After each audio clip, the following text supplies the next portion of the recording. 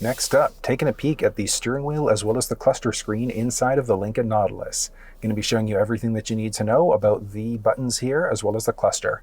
If you want to walk through on that Sync 4 screen, you'll find it down in the description of this video.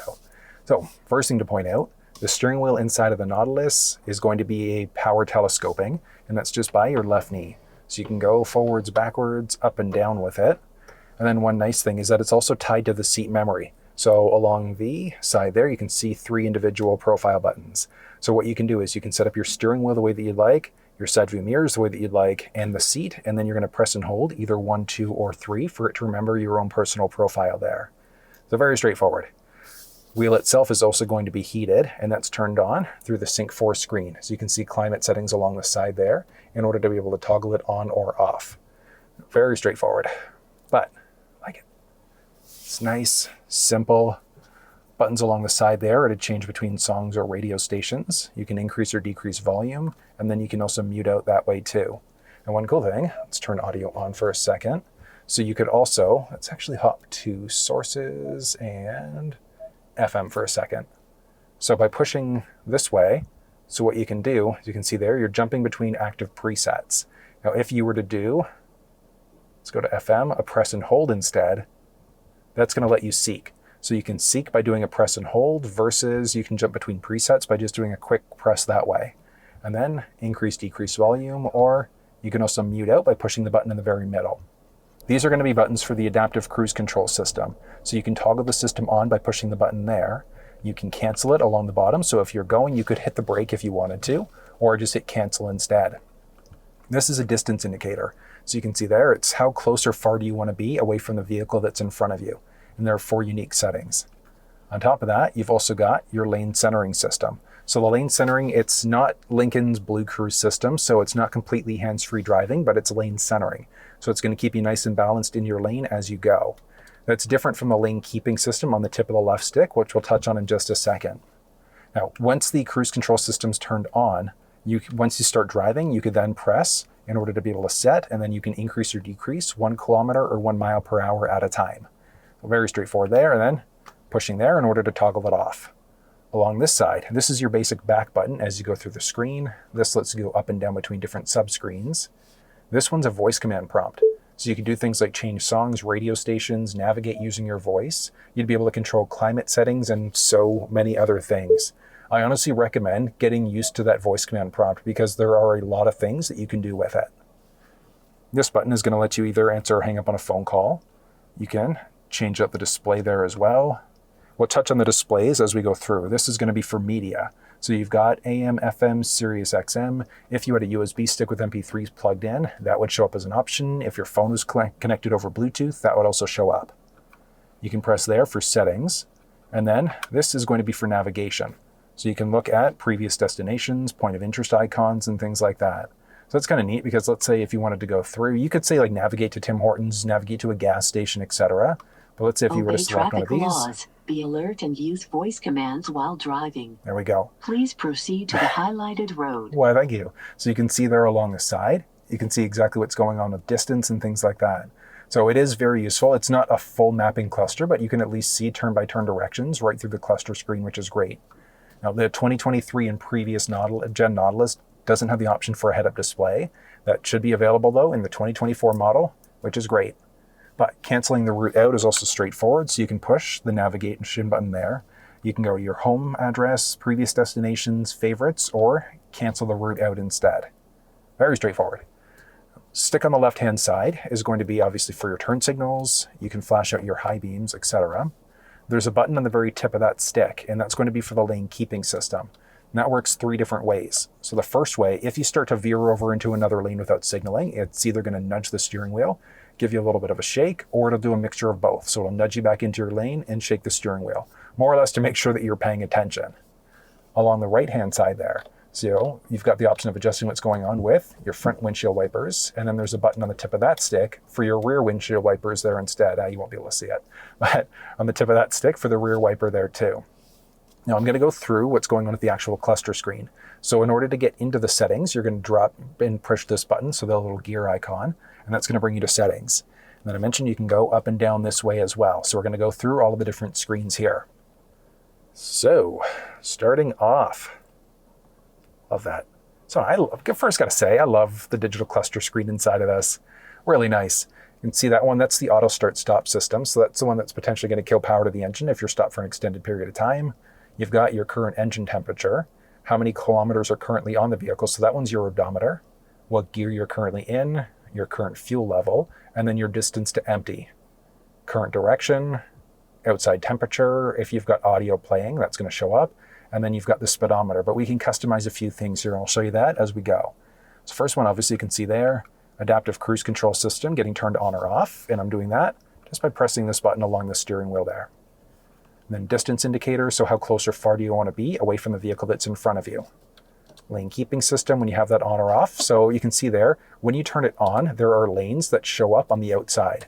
So the way that this works is once you hit about 60 kilometers an hour, those are going to go green. And if you start to veer over without signaling, that's going to highlight a different color to let you know, and then it'll nudge you back into your lane, shake the steering wheel, or do nothing, depending on how you have it set up. So let's go through, and we're going to go, actually, let's start off just with the up and down here. So this is kind of like your basic home screen. So you can go down for your trip counter. In order to reset, you just press the OK button. So the one that we're using to go up and down, once you get to a trip counter, you can press and hold OK in order to be able to reset it. Dropping down, that's your fuel economy, same idea. You can press and hold OK to reset. And then tire pressure. So tire pressure a little bit off there. So next up, going to hit that little gear icon in order to jump into different settings. And you can see there, series of different settings that are available. So first one is driver assistance. So blind spot system, that lets you know if somebody's entered the blind spot on either side of the vehicle. Hold on, you'll be able to see it going crazy there in a second. So that one's useful. Good safety setting. I normally recommend to keep that one turned on. Cross traffic alert. So as you go to back up, if somebody's coming perpendicular, so from the left or the right side, it's going to let you know of a potential collision there. Cruise control. There are two different types, adaptive versus normal. So adaptive is your set it and forget it cruise. So let's say you set it at 100 kilometers an hour on the highway. If the car in front of you slows down, yours is automatically going to brake. It can take you right down to a stop, and then you can resume your previously set speed. Versus normal cruise doesn't have that stop and go capability. So it works just like a traditional cruise control would. So if you hate the idea of the adaptive cruise, you can go through there in order to adjust it to a normal cruise instead. Driver alert is tied into the lane keeping system on the tip of the left stick. So with the driver alert, if you start to veer over too many times without signaling, eventually it's going to tell you that you should probably take a break.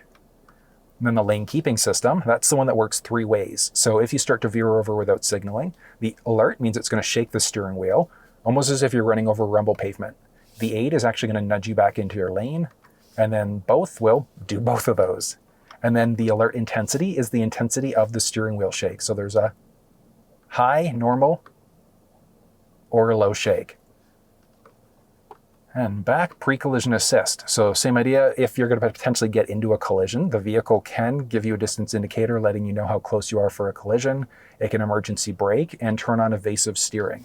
Evasive steering essentially turns the steering wheel into like a hypersensitivity mode. So almost like you're driving in a sports steering wheel. So you can get away from obstacles a lot easier. So it's a lot more responsive. And then emergency braking, your call whether or not you turn these ones on. It's good from a general safety perspective though. If you want to show your speed, miles, kilometers per hour, if you want to have both gauges showing there. Vehicle, got options for lighting. So auto high beam. Auto high beam's a neat one because when your high beams are on, what's going to happen, or when you're in the auto mode, I should say, what's going to happen with the high beams is they'll turn on automatically. If the vehicle senses there's somebody oncoming, it's going to lower them for you and then bring them right back up again. Very straightforward, but if you're outside of the auto mode, you would have the flexibility of permanently locking on your high beams there instead if you want to. Auto lamp delay, when you go to lock the vehicle, do the lamps stay on for 10 seconds, 20 seconds, 120 seconds, or do they just turn off? Welcome lighting on the outside of the vehicle, welcoming you to the vehicle. Oil life, so this is something the shop's typically going to take care of unless you're doing oil changes yourself, in which case you're going to go to the screen, press and hold OK in order to reset the oil engine life. Wipers, courtesy wipes, so if you've got your windshield wipers going, at the end of the cycle, it's going to go one more time to get rid of any excess liquid that might be on the windshield. Rain sensing wipers, straightforward, and then wiper when in reverse is useful. So if you've got your front wipers going and then you throw the vehicle into reverse, your rear wiper is automatically going to come on for you. Alarm. Do you want to have all of your sensors active, so inside and out, perimeter sensing, and then do you want to have it ask on exit?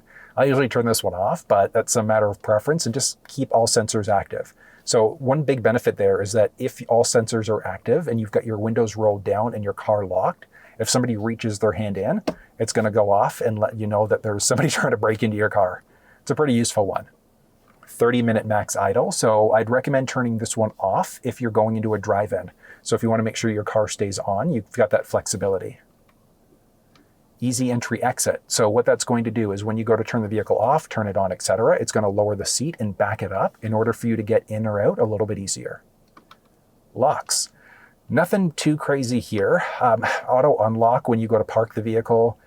What I'd recommend is just keeping all of these ones on. Even remote unlock, whether or not it's all doors that become unlocked when you hit the unlock button on the fob or just the driver's door for basic safety. All of these things though, like feedback, mislock, etc. If you go to shut the door and you go to lock the vehicle, if the door's not shut properly, you're going to get chirps letting you know that there's something going on. Mirrors, auto folding. So when you go to lock the vehicle, it's going to automatically fold the mirrors in. You unlock, it's going to automatically unfold the mirrors for you. With power liftgate, so the vehicle does have a liftgate available, and you can turn the outside switch on or off. Remote start, what happens? So with remote start, you can actually turn the whole system off if you want to. But when you go to remote start, for climate, do you want the vehicle to determine what the cabin temperature is, or is it just based off of your last setting? Seats and wheels, same idea. So do you want to have the heated ventilated seats come on automatically or heated steering wheel? And leaving that on auto means that the vehicle is going to determine whether or not those ones come on. How long do you want the remote start to last? So 5, 10, or 15 minutes. Next up is windows. You've got the flexibility of using the key fob to roll the windows open and closed, which is kind of cool. So let's hop outside and I'll show you how that process works. All you're going to do is press the unlock button twice, and then on the second button press, you're going to hold. So you're going to go 1, 2, and hold. Once the windows start rolling down, you can release the fob, but you can also press lock to stop it part way. And then you just double press the unlock button again twice in order to keep the process going. And it's that simple to do it. To roll it back up, you're going to press the lock button twice, and on the second button press, you're going to hold. So you're going to go 1, 2, and hold.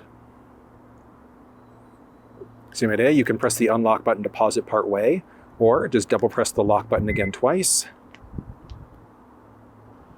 in order to continue the cycle. So that's a really neat process. I love that it's both up and down inside of the Nautilus. With the MyKey setting, you've got the flexibility of customizing a key fob to do certain things for you. So you'd be able to have it set up so that volume can't go past a certain level. You can't drive past a certain speed as well. So it's a very useful one to set up if you're lending your vehicle out, or giving it to kids, valet drivers, things like that. That's the basics of your settings there. I think that is all of it. Display, that's the big one. All right, so display on that one. So you're going to go and hit display there. And that one is going to give you a few options. So gauges, you can see that it's just the speedometer. So you can go speedometer and the eco coach versus the tachometer. So if you wanted more of like a traditional cluster setup instead, that's where you're going to make it happen. So I know some people aren't crazy about just the speedometer. So you're just hitting display, and then you can go between a few of these different options. If we look, nothing crazy.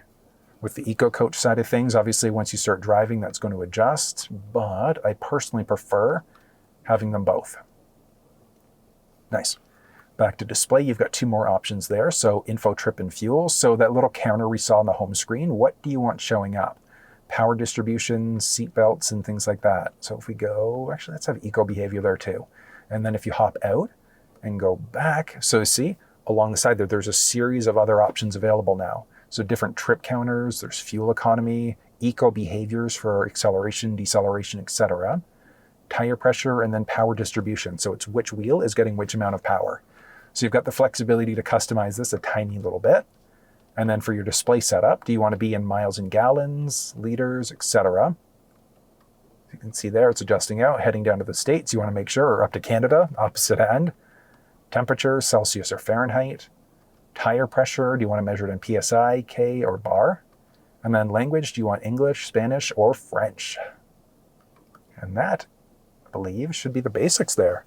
Because you've got your audio, presets, etc. Yeah, that is literally everything. So I know it's quite a little bit of info, but that's everything you need to know about the steering wheel as well as the cluster screen inside of the Lincoln Nautilus.